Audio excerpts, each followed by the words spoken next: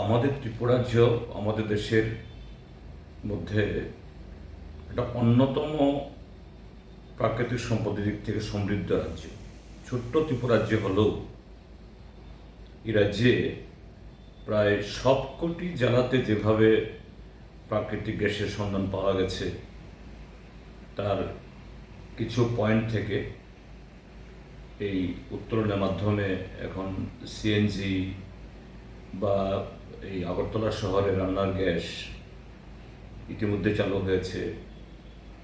উদয়পুরেও এই রান্নার গ্যাস প্রকল্প, পাইপলাইন গ্যাস করার উদ্যোগ শুরু হয়েছে।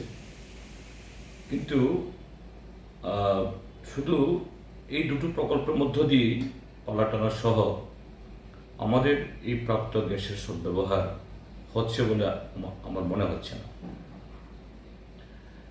আমি দক্ষিণ ত্রিপুরা থেকে এসেছি, অবশ্যই সারা ত্রিপুরা যে আমার রাজ্য, তবুও যার যার জেলা, মহকুমা বা যারা জনপ্রতিনিধি, তার নির্বাচনী কেন্দ্রের প্রতি তার আলাদা একটা দায়িত্ব থাকে, কর্তব্য থাকে। সেদিক থেকে আমি বলছি, সাবরুম মহকুমার প্রায় চতুর্দিক থেকে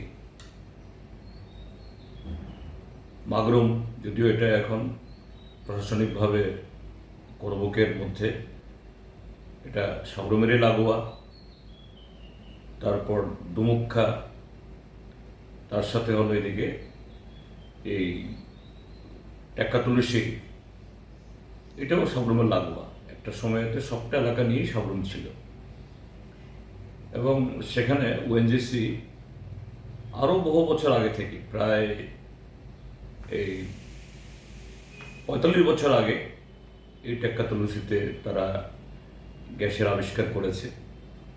এখন এই যে কয়েকটি জায়গা থেকে যে গ্যাসের সন্ধান পাওয়া গেছে, সেগুলো পাইপে করে নিয়ে এসে কলাছড়া বাজারের পাশে একটা গ্যাস গ্যাদারিং সেন্টার জিজিসি তারা করেছে, বহু কোটি টাকা খরচ করে ওএনজিসি, এবং সেখান থেকে পাইপলাইন করা হচ্ছে, এটা পালাটানাতে সরবরাহ করা হবে।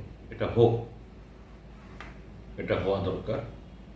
পালাটানার যেন সমস্ত ইউনিট থেকে তার যে ক্যাপাসিটি অনুযায়ী যাতে বিদ্যুৎ উৎপাদন হয়, এবং শুধু ত্রিপুরা কেন, গোটা উত্তর পূর্বাঞ্চলে সে বিদ্যুৎ সরবরাহ হওয়া প্রয়োজন, এবং এতে আমাদের রাজ্যের রেভিনিউ বাড়বে।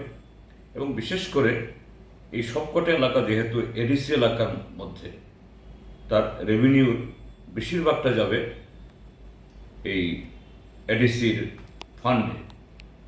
আমাদের রাজ্যের পশ্চাৎপদ অংশ, সেই পশ্চাৎপদ অংশের উন্নয়নে এটা একটা বিরাট একটা যোগদান, বিরাট একটা আমাদের বলা যেতে পারে একটা সম্পদ বা এই অর্থনৈতিক একটা হাতিয়ার। কিন্তু আমি সাবরুম মহকুমার সেখানকার বাসিন্দা হিসাবে এবং সাবরুম বিধানসভা কেন্দ্রের প্রতিনিধি হিসাবে ভারত সরকারের সংশ্লিষ্ট মন্ত্রক এবং ত্রিপুরা সরকারের কাছে স্বনির্বদ্ধভাবে আমি অনুরোধ জানাব যে এই কলাছড়া গ্যাস গ্যাদারিং সেন্টার, সেখানে দুমুক্ষা, টেক্কাতুলসী, এবং এখন উদ্যোগ চলছে এই মাগরুম থেকেও সেখানে এই গ্যাসগুলি সেখানে আনা হবে, গ্যাদার করা হবে, সেখান থেকে পালাটানো। ঠিক আছে, এটা নিয়ে কোনো আপত্তি নেই, আপত্তি থাকার কথাও নয়। কিন্তু আমি বলবো যে আমাদের যে বনভূমি সুরক্ষার্থে এখন বহু পরিবার লাকড়ি সংগ্রহ করে রান্নাবান্নার কাজ করেন, তারপর এই গ্যাস, রান্নার গ্যাস, এলপিজি দিনকে দিন দাম বাড়ছে। মোদী সরকারের বহু প্রতিশ্রুতি সত্ত্বেও তা ধারে কাছে থাকছে না।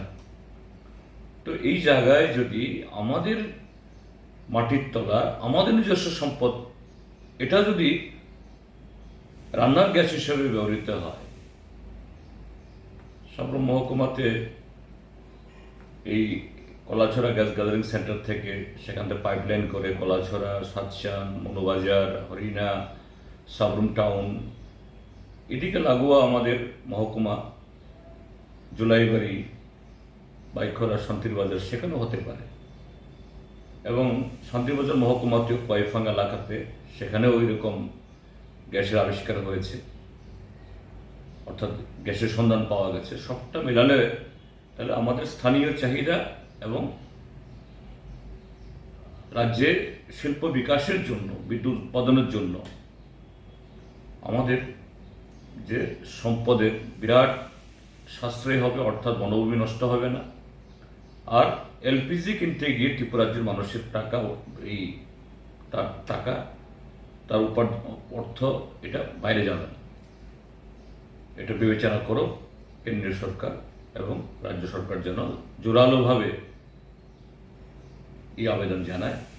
আমি যখন ত্রিপুরার যে ইন্ডাস্ট্রি মিনিস্টার ছিলাম, পরবর্তী সময়ে ত্রিপুরা ইন্ডাস্ট্রিয়াল ডেভেলপমেন্ট কর্পোরেশনের চেয়ারম্যান ছিলাম এবং টিআইডিসির চেয়ারম্যান থাকার সুবাদে আমি একই সাথে দুইটা টার্মে 2 বছর 4 বছর টিএনজিসিএল, ত্রিপুরা ন্যাশনাল গ্যাস এই কর্পোরেশন লিমিটেড, যে টিএনজিসিএল এর মাধ্যমে সিএনজি সরবরাহ হয় এবং বাড়ি বাড়ি গ্যাস সরবরাহ হয়, আমি তারও চেয়ারম্যান ছিলাম।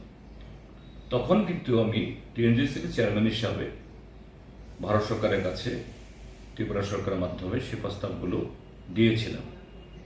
বর্তমান সরকার, তার মন্ত্রীরা এটা বিবেচনা করো, এটাই আমার সুনির্দিষ্ট আবেদন গোটা সাবরুম মহকুমা এবং দক্ষিণ ত্রিপুরা জেলার